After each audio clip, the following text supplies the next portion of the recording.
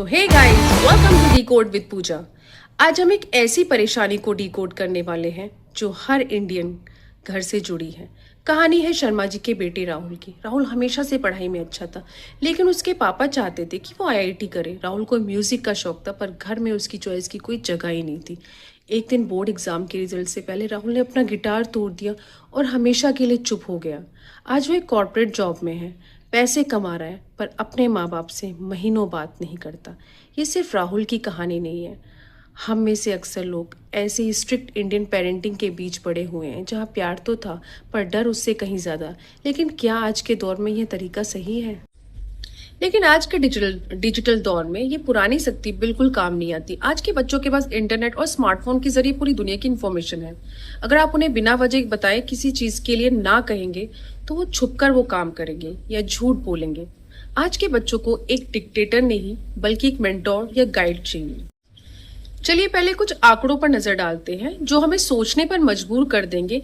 एक रिसर्च के मुताबिक लगभग 65% इंडियन टीनेजर्स पर पेरेंट्स की तरफ से एकेडमिक और करियर का बेहद प्रेशर होता है, जो एंजाइटी और डिप्रेशन की तरफ धकेलता है। एक सर्वे कहता है कि 70% से ज्यादा इंडियन बच्चे अपनी दिल की बात या अपनी मिस्टेक्स अपने पेरेंट्स से शेयर करने से डरते हैं, क्योंकि उन्हें लगता है कि उन्हें डांट पड़ेगी। हालांकि एक अच्छी खबर यह भी है कि पिछले कुछ सालों में 45% अर्बन इंडियन पेरेंट्स अब मेंटल वेलबींग और इमोशनल इंटेलिजेंस को पढ़ाई जितना ही महत्व देने लगे हैं।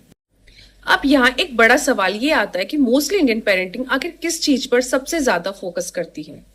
अगर हम ध्यान से देखें तो हमारे यहाँ 3 चीजों पर सबसे ज्यादा जोर दिया जाता है। पहला है एकेडमिक एक्सीलेंस और मार्क्स। बच्चे की काबिलियत अक्सर उसके रिपोर्ट कार्ड से तय होती है। दूसरा है लोग क्या कहेंगे और सोशल स्टेटस, यानी समाज में इज्जत बचे रहे करियर से जोड़ी जाती है। और तीसरा सिक्योर करियर, जैसे इंजीनियरिंग, मेडिकल या गवर्नमेंट जॉब्स। इस पूरे चक्कर में बच्चे का रियल इंटरेस्ट, उसकी इमोशनल हेल्थ और उसका वेलबींग कहीं पीछे छूट जाता है। साइकोलॉजी के मुताबिक पेरेंटिंग के 4 टाइप्स होते हैं। आइए इनको इंडियन कॉन्टेक्स्ट के एग्जाम्पल से समझते हैं। पहली है ऑथोरिटेरियन पेरेंटिंग, यानी तानाशाही। इसमें रूल होता है कि जो मैंने कह दिया वो पत्थर की लकीर है, कोई सवाल नहीं पूछ सकता, जैसे हमारे घरों में कहा जाता है। शर्मा जी का बेटा 95% लाया है, तुम्हारे 85% क्यों आए? कल से खेलना बंद, सिर्फ पढ़ाई। इसका असर ये होता है कि बच्चा डरपोक बन जाता है, झूठ बोलने लगता है और उसका सेल्फ कॉन्फिडेंस खत्म हो जाता है। दूसरी है परमिसिव पेरेंटिंग, यानी पहले आप। इसमें बहुत ज्यादा लाड प्यार होता है, कोई रूल्स नहीं होते। एग्जाम्पल के लिए, बच्चा रोने लगे तो बिना सोचे उसको 2 घंटे के लिए फोन दे दिया, यानी उसकी हर जिद पूरी कर दी। इसका नुकसान ये है कि बच्चा जिद्दी और रूड बन जाता है, उसे नो सुनने की आदत नहीं होती और वो आगे चलकर एडजस्ट नहीं कर पाता। तीसरी है अनइन्वॉल्व पेरेंटिंग। इसमें पेरेंट्स अपने काम में इतना बिजी हैं कि बच्चे पर ध्यान ही नहीं देते। जैसे दोनों पेरेंट्स दिन रात काम कर रहे हैं, बच्चा क्या कर रहा है किसी को कोई परवाह ही नहीं है। इससे बच्चा अकेलेपन से शिकार हो जाता है और बाहर गलत दोस्तों की संगत में पड़ सकता है। चौथी और आखिरी है ऑथोरिटेटिव पेरेंटिंग, यानी दोस्त और गाइड।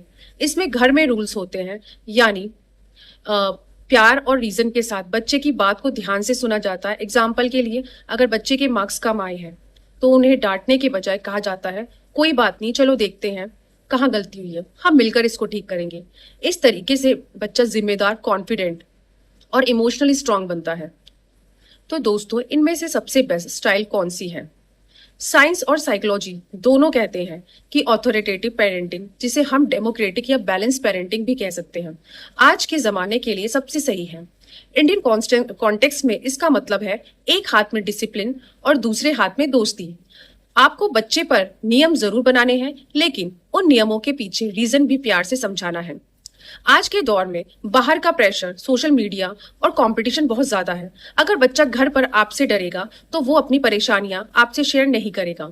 इसलिए आपको उनका सेफ स्पेस बनना पड़ेगा, ताकि वो आपसे डरने के बजाय अपने दोस्त को समझे। पुराने जमाने के पेरेंटिंग डर और हुक्म पर चलती थी, पर आज के दौर में पेरेंटिंग प्यार और समझदारी से ही चल सकती है।